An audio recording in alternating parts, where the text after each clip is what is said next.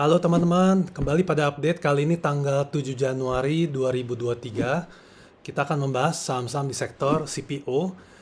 Nah, sebelum ke sektor CPO, kita juga lihat dulu nih pergerakan IHSG selama seminggu terakhir. Kita highlight di sini, sebenarnya pada waktu sebulan terakhir, IHSG membentuk pola yang namanya bear flag. Jadi pada waktu itu kita juga ekspektasi untuk flag ini tertembus sebelum IHSG melanjutkan penurunan ke bawah. Target penurunan dari bear flag jangka pendek ini adalah ke level 6.480 sampai 6.500. Kalau kita perhatikan di titik-titik sebelumnya, di Oktober 2021 misalnya, kita bisa lihat bahwa titik terendah IHSG ini di sekitar level 6.480 sampai 6.500. Jadi ini adalah titik-titik yang kita harus antisipasi untuk adanya pembalikan arah. Walaupun bisa saja IHSG tertembus turun ke bawah, tapi kita juga lihat secara jangka lebih panjangnya di sini. Nah, di chart mingguan IHSG ini kita perhatikan bahwa setelah membentuk pola yang namanya inverse head shoulder di sini, IHSG telah tembus di atas 6.500-nya. Jadi kalau saat ini memang kembali turun ke level support di sini.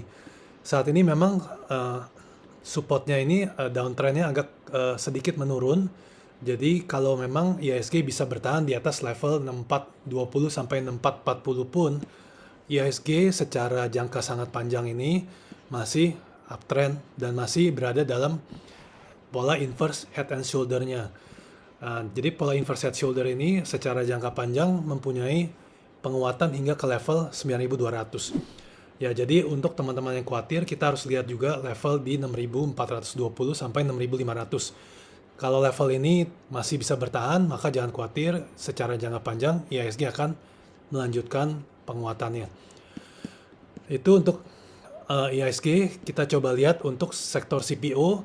Di sini kita perhatikan sedikit untuk yang namanya ini grafik CPO dalam Malaysia Ringgit. Jadi setelah sempat naik pada waktu itu di level 6.000-an di sini. Nah, saat ini setelah turun di bulan Juli Septembernya, ini membentuk pola yang namanya inverse head shoulder.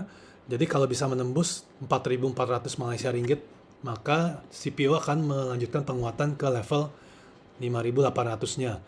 Nah, level yang harus dijaga adalah level 3.650 sampai 3.700. Kalau level ini bisa bertahan, maka akan lanjut terus naik. Seperti itu. Nah, kita ke saham CPO kita yang pertama, yaitu AALI. AALI adalah Astra Agro Lestari. Nah, sayangnya di AALI sendiri masih terdapat downtrend channel di sini, masih downtrend berwarna hijau yang kita perhatikan. Kita harus memperhatikan juga level support di level 7.700 sampai 7.800. Kalau level ini tertembus, maka ALI akan melanjutkan penurunan ke level 6.700-nya. Berikutnya adalah SIMP, Salim Infomas Pratama. Untuk Salim Infomas ini kita harus melihat level 370, karena ini adalah level support kuat yang kita lihat di level-level sebelumnya ini tertahan di situ. Jadi di Februari 2021 dan di level 3 September 2020. Jadi kalau memang kita melihat CPO masih belum naik dan saham CPO ini turun terus, untuk SIMP ini kita bisa tunggu di 370. Berikutnya adalah LSIP, London Sumatera. Ini juga masih downtrend, kita gambarkan sejak Maret 2022. Belum ada tanda-tanda pembalikan arah, kita tunggu saja. Belum ada titik yang menarik untuk kita diskusikan di sini. Lalu berikutnya kita ke saham SSMS. Kalau SSMS ini berapa kali kita sempat diskusikan, ini adalah support yang sangat kuat di 1280, 1300. Jadi selama bisa di sini, maka SSMS akan melanjutkan penguatan. Kemungkinan besar ke level 1600-nya. Jadi kita bisa juga pasang stop loss kalau memang SSMS turun di bawah level ini. Lalu berikutnya adalah CSRA. Nah, Cisadane sawit ini menarik karena setelah naik cukup kencang sampai bulan Juni 2022 di 900. Saat ini CSRA berada di level 560. Tapi kita bisa lihat di sini bahwa terdapat pola bullish yang bernama ini namanya falling wedge. Kita bisa lihat kebetulan sekali bahwa titik-titiknya tersentuh beberapa kali. Jadi dari untuk di titik atasnya Agustus 2022, di 15 November, lalu di 4 Januari tersentuh di sini. Begitu juga titik terendahnya ini tersentuh dari Juli 2022, Oktober 2022, Desember 2022. Nah, jadi kalau untuk CSRA sendiri, kalau dia kembali turun di bawah di level yang kita gambarkan di sini 530, 520, 530, maka ada kemungkinan untuk mantul, dan kalau memang dia bisa naik di atas level 590-nya, penguatan CSRA ini bisa ke level 740-nya. Jadi 530 ini memang kita tidak bilang akan naik pasti, tapi ini merupakan level yang dengan resiko yang sangat rendah. Jadi kita bisa taruh di sini stop loss di bawah 500. Lalu berikutnya kita lihat saham STAA, Sumber Tani Agung. Ini baru IPO tahun lalu kalau nggak salah. Kita gambarkan nih pola yang sangat menakutkan seperti biasa. Ya, ini terjadi di banyak saham, termasuk saham Goto juga seperti ini. Jadi level 1000 adalah level yang harus ditahan oleh STAA. Karena ini adalah pola inverse cup with handle, jadi ini pola bearish. Kalau STAA turun di bawah ini, maka STAA akan melanjutkan penurunan hingga ke level 700. Jadi penurunan ini minimum 30% dari sini. Jadi 700 itu yang kita harus tunggu untuk STAA. Supaya STAA bisa kembali naik, STAA harus bisa naik di atas level sini 1100-nya. Jadi selama masih di bawah 1100 masih belum aman untuk SETAA. Karena pola rounding bottom yang ini sangat besar. Jadi terjadi sejak bulan Juni tahun lalu. Jadi sudah hampir 6 bulan lebih. Nah, lalu berikutnya kita lihat saham berikutnya adalah saham BWPT. Ini saham kecil. Memang tahun-tahun ini tidak terlalu menarik. Cuma kita bisa perhatikan level support 64. Jadi kalau 64 ini bisa bertahan itu bagus, tapi kalau sudah turun di sini kemungkinan akan turun ke level 50-nya. Jadi ini harus hati-hati. Sebaiknya menunggu saja sampai turun ke level 50. Kalau bagi yang tertarik untuk membeli saham seperti ini. Lalu berikutnya adalah saham GOSCO, GZCO, GOSCO Plantation.